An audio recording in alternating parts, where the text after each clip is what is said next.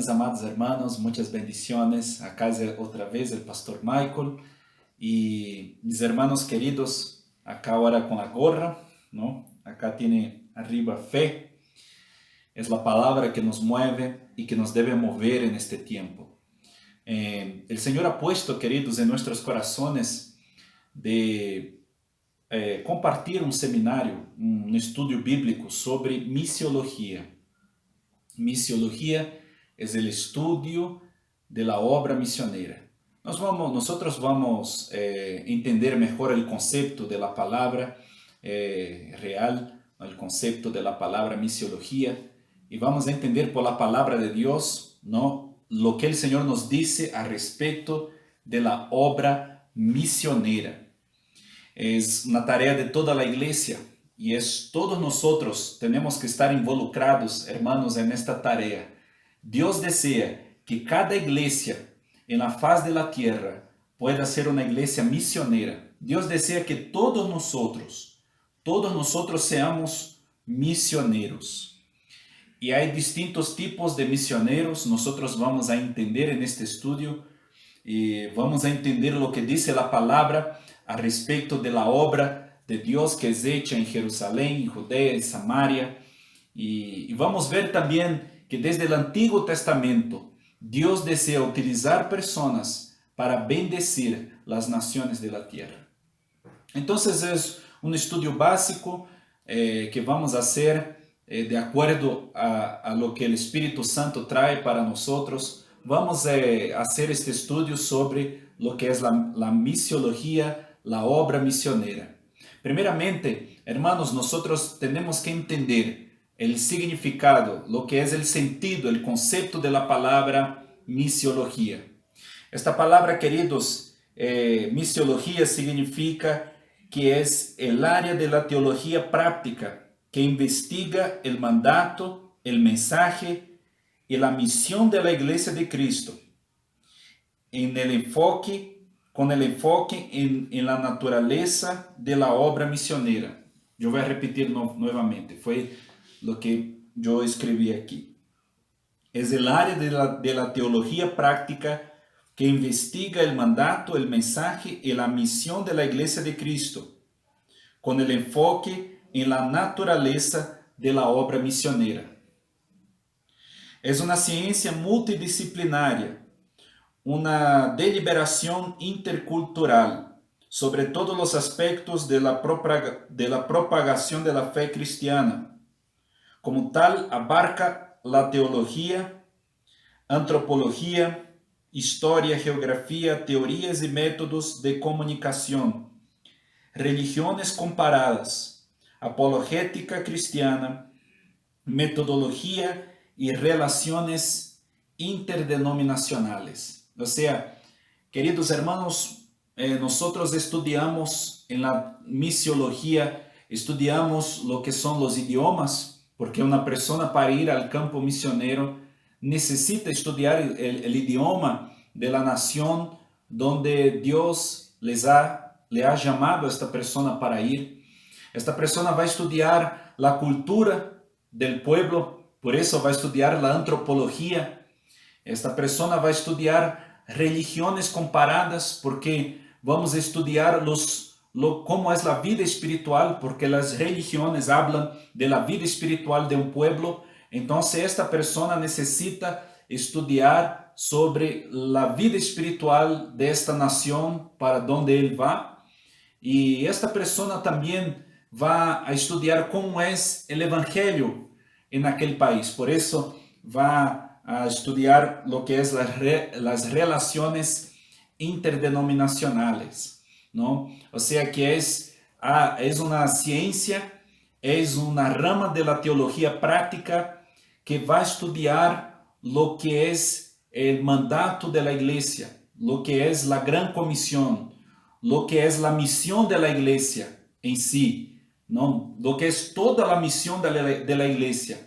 Una persona que estudia misiología, que va a estudiar misiología, esta persona va a estudiar eso, ¿no?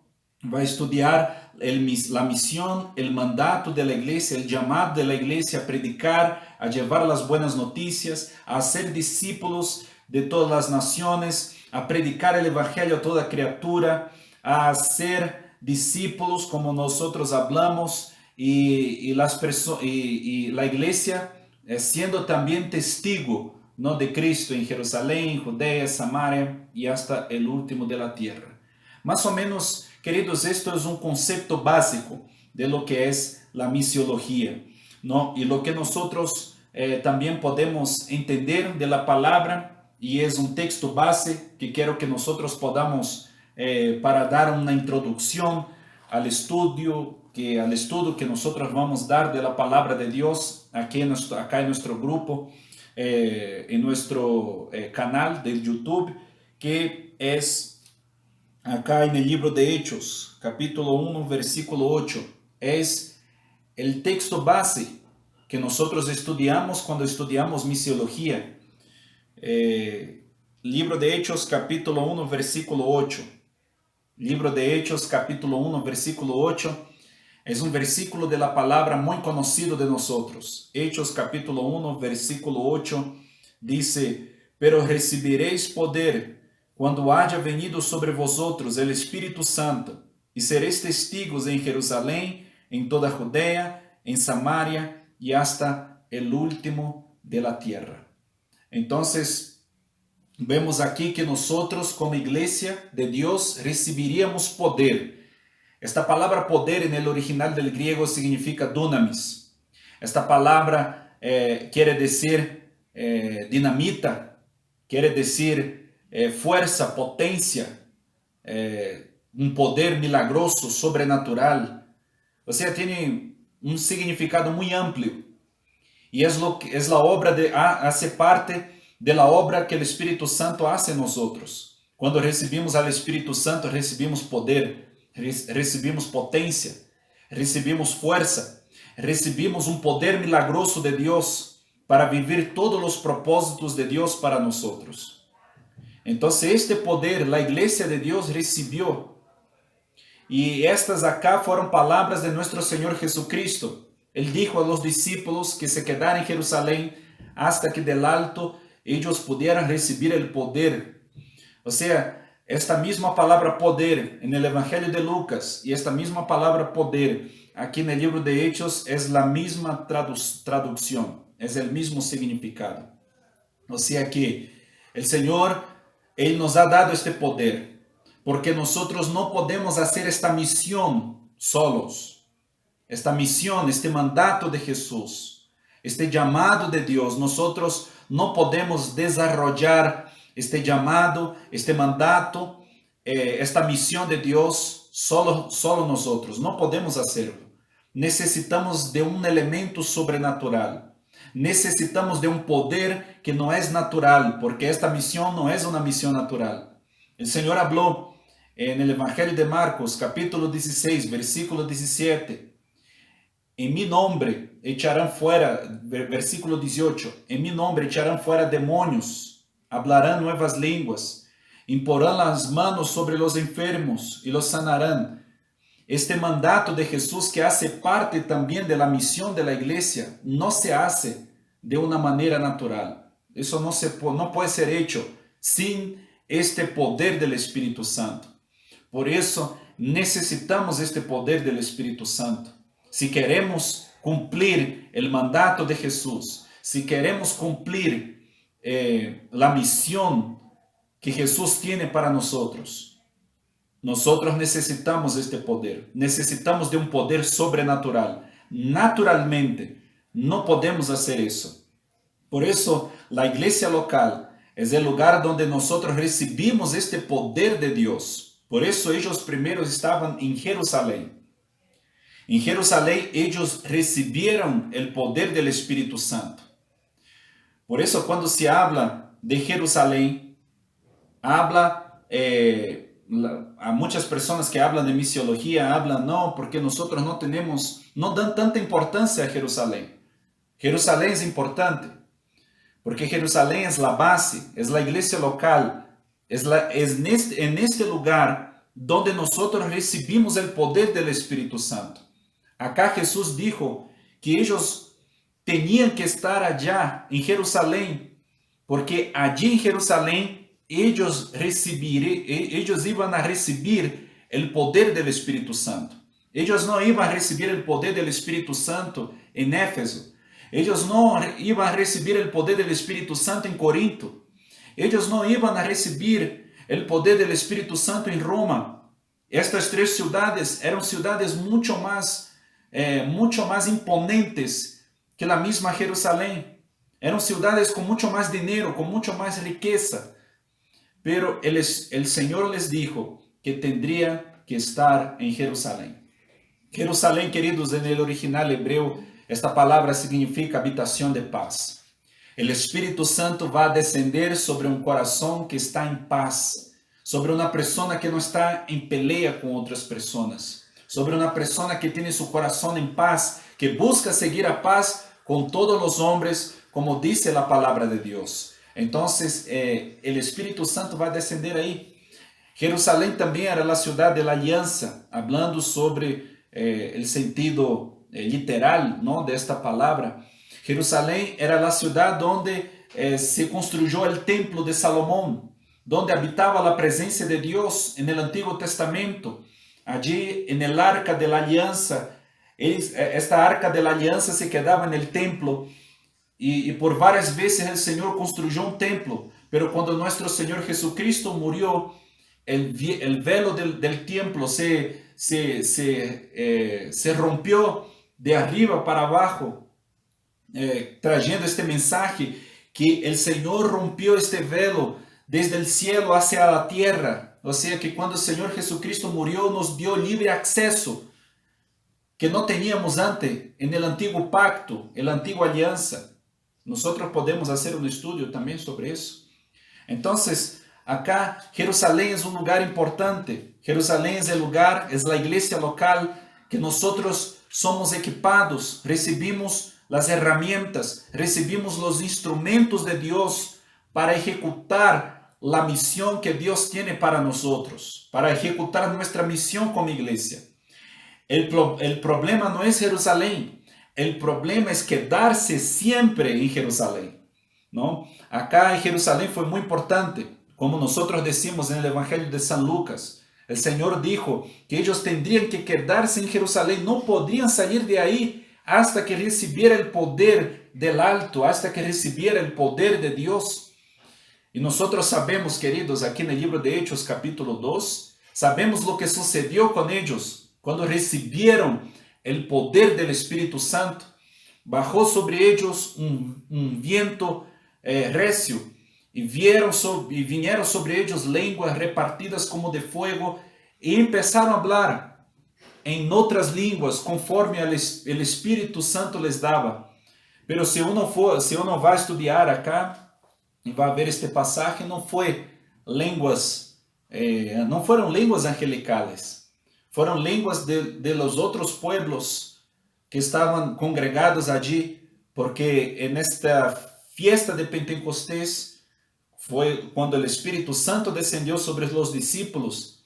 Venían personas judíos de varias partes del mundo, se concentraban, estaban allá en Jerusalén, estaban todos juntos en Jerusalén en esta fiesta para adorar a Dios. Es una costumbre, ¿no? Hasta el día de hoy, en las grandes fiestas en Jerusalén, los judíos de todo el mundo, los que pueden, por supuesto, van y están allí en la ciudad de Jerusalén, están cultuando al Señor en la Pascua, en el Hanukkah, que es como si fuera su natal, ¿no? Y ellos estaban ahí reunidos, los discípulos pasaron a hablar en las lenguas de estos judíos que estaban afuera, que ellos también, por supuesto, hablaban el hebreo, pero también hablaban el griego, hablaban árabe, hablaban otros tipos de idiomas que en estos lugares hablaban.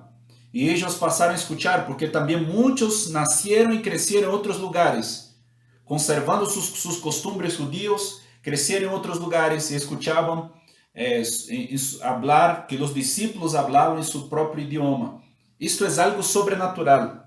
Hablar en un idioma que uno nunca estudió, que uno nunca aprendió, es algo sobrenatural. Y esto hace parte de la promesa de Dios. Aquí en el libro de San Marcos, yo voy acá, como nosotros hablamos, Evangelio de San Marcos 16, acá dice, versículo 17, y estas señales seguirán a los que creen, en mi nombre echarán fuera demonios, hablarán nuevas lenguas. O sea, hay una versión que a nosotros nos gusta mucho, que es la Biblia habla hoy. Esta es un lenguaje actual que dice, hablarán en nuevas lenguas y lenguas que nunca aprendieron. O sea que esta es una habilidad de Dios, esto es algo sobrenatural. Claro que, por supuesto, cuando uno va a estudiar un idioma, el Señor le da la capacidad, la sabiduría para estudiar aquel idioma y uno aprende este idioma. Pero hay idiomas que nosotros nunca estudiamos y que empezamos a aprender. Esto es algo sobrenatural. Con nosotros sucedió eso, con el criol haitiano.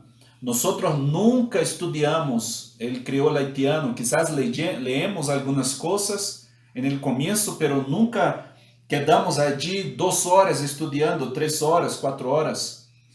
Y este idioma vino, el Espíritu Santo nos dio. En mi nombre hablarán nuevas lenguas. Nosotros fuimos misioneros durante 5 años en Haití y aprendimos a hablar el criol haitiano, que es una mezcla de francés con dialectos de África. Y aprendimos a hablar. Esto es algo sobrenatural porque el Espíritu Santo viene sobre nosotros.